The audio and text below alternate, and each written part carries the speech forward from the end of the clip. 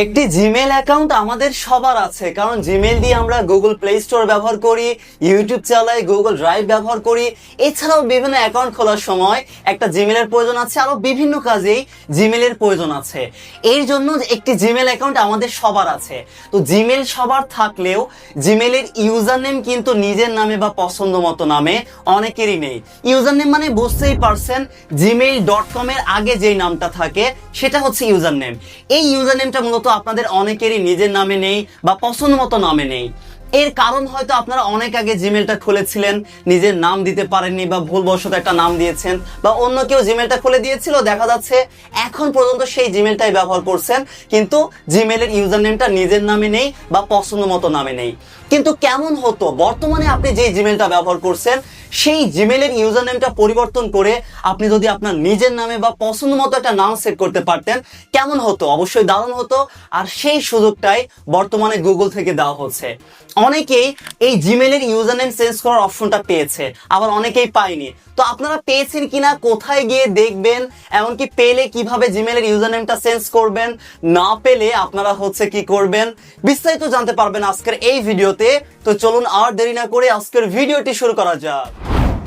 ওকে, আমরা মোবাইল স্ক্রিনে চলে এসেছি। আর আমি জানি আপনাদের মনে অনেকেরই অনেক প্রশ্ন চলে এসেছে, কিন্তু সমস্যা নেই, এই ভিডিওটা শেষ পর্যন্ত দেখুন, তাহলে সবগুলো প্রশ্নের উত্তরই এই ভিডিওতে পেয়ে যাবেন ইনশাআল্লাহ। তো চলুন তাহলে দেখা যাক জিমেলের ইউজার নেম কিভাবে আমরা চেঞ্জ করার সুযোগ পাবো। প্রথম কাজ হবে প্লে স্টোরে চলে আসুন। মূলত আমরা আমাদের গুগলটা যেখান থেকে ম্যানেজ করতে পারি সেখানে চলে আসতে হবে। প্লে স্টোরে আসার পরে এই যে উপরে দেখুন প্রোফাইলের একটা লগো আইকন আছে, এখানে একটা ক্লিক করব। এরপর ম্যানেজ ইউর গুগল অ্যাকাউন্ট, এখানে একটা ক্লিক করবেন। এটা আরো অন্যভাবেও এই পেজে আসা যায়, আপনারা যেভাবে আসতে পারেন এই পেজে চলে আসবেন আর কি। তো এই পেজে আসার পরে প্রথমেই আমার জিমেলের ইউজার নেমের লাস্ট সংখ্যাটা আপনাদেরকে দেখাতে চাই, ওয়ার্ডটা দেখাতে চাই আর কি, কারণ পুরোটা দেখাবো না সিকিউরিটি পারপাসে। জাস্ট শেষের ওয়ার্ডটা আপনারা লক্ষ্য করবেন, আমাদের ইউ আছে, শেষের ওয়ার্ড হচ্ছে iu@gmail.com। আর আগে যেটাই থাকুক না কেন, এই ইউ এর পরে এবার আমরা মূলত চেঞ্জ করে দেখাবো, যেহেতু আমরা চেঞ্জ করার অপশনটা পেয়েছি। তাহলে কিভাবে, কোথায় গিয়ে দেখবো চেঞ্জ করার অপশনটা পেয়েছি কিনা বা চেঞ্জ করব? আপনাদের কাজ হবে এই পেজে আসার পরে পার্সোনাল ইনফো লেখা আছে, এইখানে একটা ক্লিক করবেন। এইখানে ক্লিক করার পরে একটু লোডিং নিবে, লোডিং এর সময়টুকু একটু অপেক্ষা করবেন। এরপর দেখুন আমরা ইমেল অপশনটা এইখানে পেয়ে যাব, এই যে gmail.com, লাস্টে দেখবেন অবশ্যই আমাদের ইউ আছে, iu@gmail.com। এখন আমরা কি করব, এই ইমেলের আইকনে মানে ইমেলের এখানে একটা ক্লিক করে দিব। জাস্ট এইখানে ক্লিক করার পরে এইখানে মূলত চেঞ্জ করার আপনারা সুযোগ পাবেন আপনাদের ইউজার নেম। এই যে আপনাদের ইউজার নেমটা এখানে দেখাচ্ছে, তার পাশে দেখুন একটা অ্যারো আইকন আছে, এই অ্যারো আইকনে একটা ক্লিক করতে হবে, একটা লগো আইকন আছে, এখানে একটা ক্লিক করলেই আপনারা দেখবেন জিমেলটা চেঞ্জ করার, জিমেলের ইউজার নেম চেঞ্জ করার পেজে চলে আসবেন। শুধু এখানে ভেরিফাই চাইবে, ভেরিফাইটা করে নেবেন আপনাদের পাসওয়ার্ড দিয়ে বা মোবাইলের ফিঙ্গারপ্রিন্ট দিলেই এই পেজে চলে আসবেন। এইবার দেখুন আমরা কিন্তু জিমেল চেঞ্জ করার অপশনটা এখানে পেয়ে গিয়েছি, এই যে চেঞ্জ গুগল অ্যাকাউন্ট ইমেল। তো এইখানে দেখুন অনেকেই কিন্তু চেঞ্জ করার সুযোগটা নাও পেতে পারেন, কারণ এখন পর্যন্ত কিন্তু আমি যখন ভিডিওটা করছি সবার এটা অ্যাভেলেবল হয়নি। যাদের অ্যাভেলেবল হয়েছে তারা এখন চেঞ্জ করতে পারবেন, আর যাদের অ্যাভেলেবল হয়নি তারা কি করবেন, তারা ধৈর্য ধরে অপেক্ষা করবেন। দেখা যাচ্ছে আস্তে আস্তে সবারই কিন্তু চেঞ্জ করার সুযোগটা গুগল দিতে পারে, যখন আপনাকে দিবে তখন আপনিও চেঞ্জ করতে পারবেন। তাহলে তখন কিভাবে চেঞ্জ করতে পারবেন এখন দেখে রাখুন, শিখে রাখুন, আপনিও অপশনটা পেলে তখন চেঞ্জ করতে পারবেন। আশা করি আস্তে আস্তে সবাই আপনারা চেঞ্জ করার সুযোগটা পেয়ে যাবেন। আর আপনারা পেয়েছেন কিনা কমেন্ট করে জানাবেন, আমি তাহলে দেখি বুঝতে পারবো আমরা সবাই যে আসলে কে কে অপশনটা পেয়েছে। তো এখন চেঞ্জ করার জন্য চেঞ্জ গুগল অ্যাকাউন্ট ইমেল আমরা এখানে একটা ক্লিক করব, তারপর একদম নিচে চলে আসবেন। নিচে চলে আসলে এই যে নতুন করে আমরা আমাদের জিমেলের ইউজার নেম দেওয়ার সুযোগটা এখানে পেয়ে যাচ্ছি। তো চলুন এখন আমরা আমাদের পছন্দ মতো একটা ইউজার নেম দিব, আমাদের নিজেদের নাম দিতে পারি বা পছন্দ মতো একটা নাম দিয়ে আমরা ইউজার নেম সেট করতে পারবো, কিন্তু এমন একটা ইউজার নেম দিতে হবে যেটা অ্যাভেলেবল আছে, এখন পর্যন্ত কেউ ব্যবহার করেনি, এইরকম একটা ইউজার নেম দিলেই মূলত আমরা এখান থেকে ব্যবহার করতে পারবো।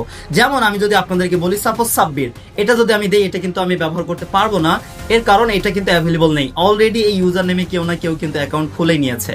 তো দেখুন আমি যদি সাব্বির 3 দেই, দেখা যায় যে এটাও কিন্তু অ্যাভেলেবল নেই। এই জন্য এমন একটা নাম দিতে হবে, মানে আপনার নামের সাথে আরো কিছু সংখ্যা বা এমন কিছু ওয়ার্ড দিতে পারেন যেটা অ্যাভেলেবল আছে আর কি। তো এখান থেকে এরকম একটা আমি পছন্দ মতো একটা ইউজার নেম দিয়ে নিচ্ছি যেটা অ্যাভেলেবল আছে। এই যে ভালো করে লক্ষ্য করুন, আমরা এমন একটা ইউজার নেম দিয়েছি যে ইউজার নেমটা আমাদের পছন্দ মতো হয়েছে, এমনকি অ্যাভেলেবলও আছে।